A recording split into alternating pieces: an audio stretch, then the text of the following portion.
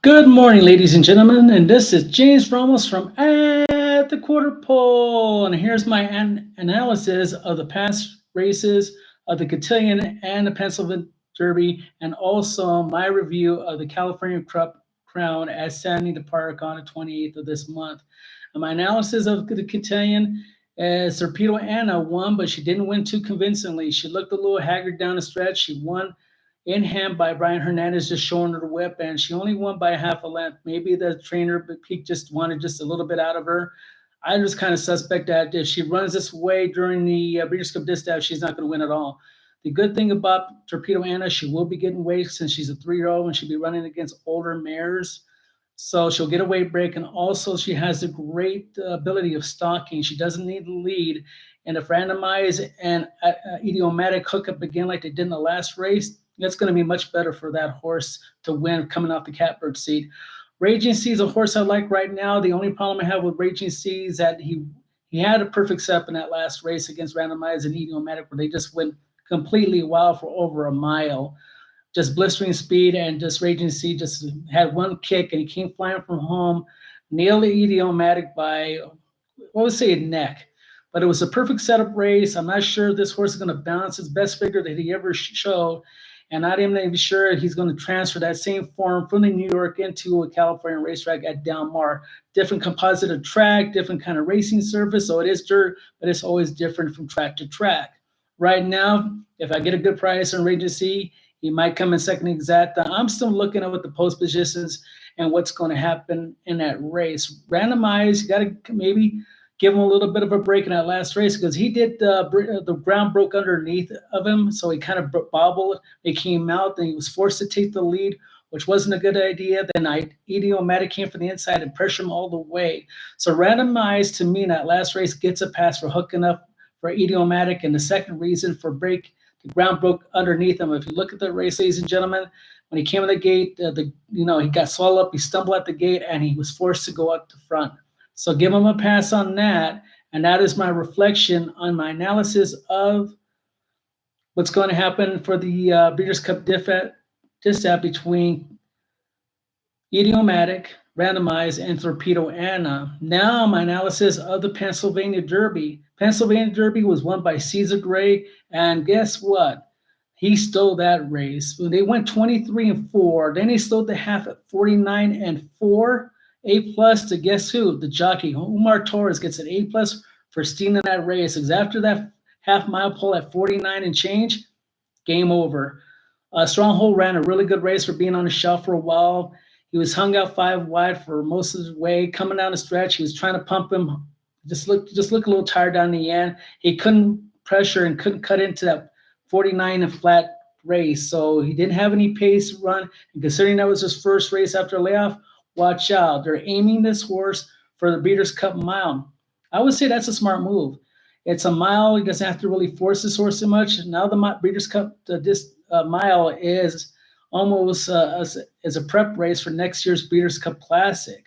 So I think it's a good spot for this horse. It depends who's running against. Caesar Gray looks like he's going to be forwardly placed into the Breeders' Cup Mile. That's where they're looking at. National Treasure is going to be in the mile, supposedly by Bob Baffert. Now, unless they change their mind. A lot of these horses are cross-entered for multiple races, and most trainers and owners will get together and huddle about it where their best chance is to win.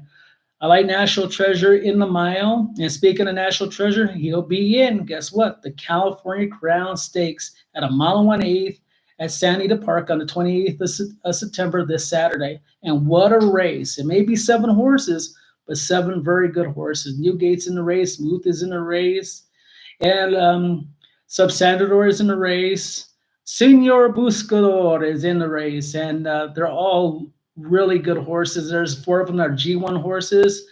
And right now, if I had to lean with a horse right now for the California Crown, it would be National Treasure. Why?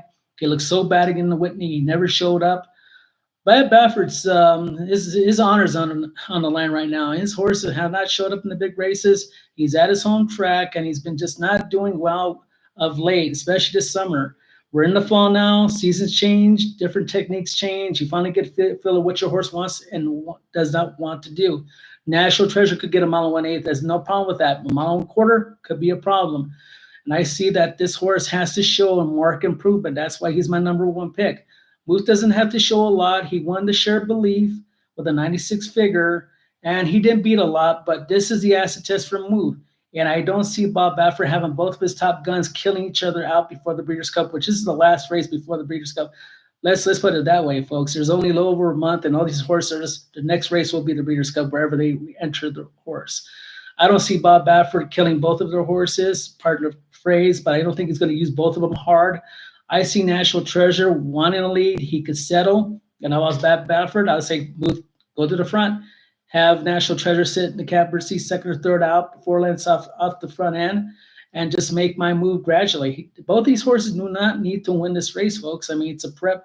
They already won their win in races already, with winning the Arkansas Derby, and also National Treasure winning the Whitney.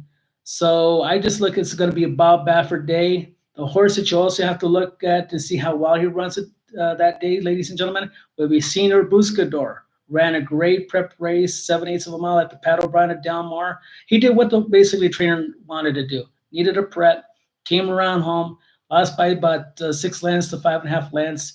Couldn't catch it. It wasn't meant to be that horse to win that race. This is more important. This is a California Crown, mile 1/8. So he's getting substantial more distance. And again, Senior Buscador doesn't need to win the race. All he has to do is show a marked improvement. Let the horse settle in, make a bid, and see where he lands. If he hits the board, that's fine. And that's what basically all they want to do. Do I like the rider change to Joe Talamo from over Junior Alvarado? Absolutely not. I don't know why Junior doesn't have the horse anymore. I know Junior is from the East Coast. But if you got an important G1 race, when you want to collect some of this money out here in the West, I don't know. And I don't think it's Joe Talamo. Joe Talamo doesn't fit Senior Buscador. I'll put it plain and simple. Doesn't fit. That's why I'm audibly saying it's going to be basing National Treasure and Muth in this race. I don't see anything else that really compares to their speed or class. So that's what I'm looking at right now. But also keep in mind, though, that this, like I repeat again, this is the last race before the Breeders' Cup races, the championship day. So watch out for Senior Buscador, see how he runs. I'm thinking he's going to come from out of the clouds. It should be a decent pace. If he doesn't run 2 pace, it's still going to be kudos to him. I want to see if he stays out between 3 and 4 lengths. Remember, folks, that most horses, when come off a layoff, it's their third run where they show the best improvement, the third race off the layoff. Sometimes it's 4, but normally it's their third run, and that's what the trainer is looking for, to run his best horse at the third run. So that is my pick for the California Crown, be National Treasure and Muth. And I don't see a lot of value in it. So if you get at least 8 to 5 in National Treasure, be a good win bet. If not, I would audible for the trifecta and go National Treasure to Muth. Maybe use Newgate and Senior Buscador down the bottom half of the try. I don't put a lot of money in it. I don't think it's going to pay that well. That's why I wouldn't go crazy on this race, because the main important race is the Breeders' Cup Classic or the Breeders' Cup Mile. So all these trainers and jockeys have other options. If they don't see marked improvement where they want to go, they'll either switch into the Mile, which is less competitive race. It's a good race, but it's not going to be like the Classic. And speaking of the Classic, I almost forgot one thing. Guess who's out there now ready to run in the Breeders' Cup Day? Yes, that horse I mentioned last week on my video, Next. I put it just simply, folks. Why is Next such a dominating horse, and they're not even giving him a look-see at the Breeders' Cup Classic? Now they just, out of their mind, they change their mind and says, well, we're going to run him on the turf, or we're going to run him at the Classic. Now, this is kind of a precarious situation, folks. The reason why, because Next loves long distance. I mean, if he goes 2 miles, he'd be happy. The problem with this horse is that if they run the Breeders' Cup Classic, honestly, the race might be too short at a mile and 1/4. Yeah, who would ever thought the race would be too short at a mile and 1/4? And that's true. He's going to have a lot of speed. He likes to be off the pace. And what the field's looking up to, there's going to be pace, there's going to be stalkers, there's going to be closers. And I think maybe, just maybe, the Breeders' Cup turf, where they're looking to run either the Classic or the turf race, might be better. Now, in the turf race, their tactics, it looks like, since he likes to be in the front end, will try to steal the race wire to wire. The unfortunate thing, that speed on the turf at the 1.5 distance at any track does not sway well. It doesn't hold up. You have to look way back to a horse that won almost wire to wire in the Breeders' Cup turf. Was a horse from Germany called Sirocco. So it's been years ago. It was at Belmont Park, I believe. But he won wire to wire. A horse that 7-1 Water Wire was a great communicator, and we're going back a long time ago. Yes, that was back in, I believe, the Breeders' Cup of Churchill Downs, so make it 1988. So, ladies and gentlemen, you were talking about 4 years ago, written by the great Racer Bill, trained by Thad Diaker. Yep, I know those races. It's been a long time, but it's going to be tough for him to win on the front end. Just all I'm saying is maybe 2 horses, maybe 3 out of 30 some years where a horse won on the front end for the Breeders' Cup Turf.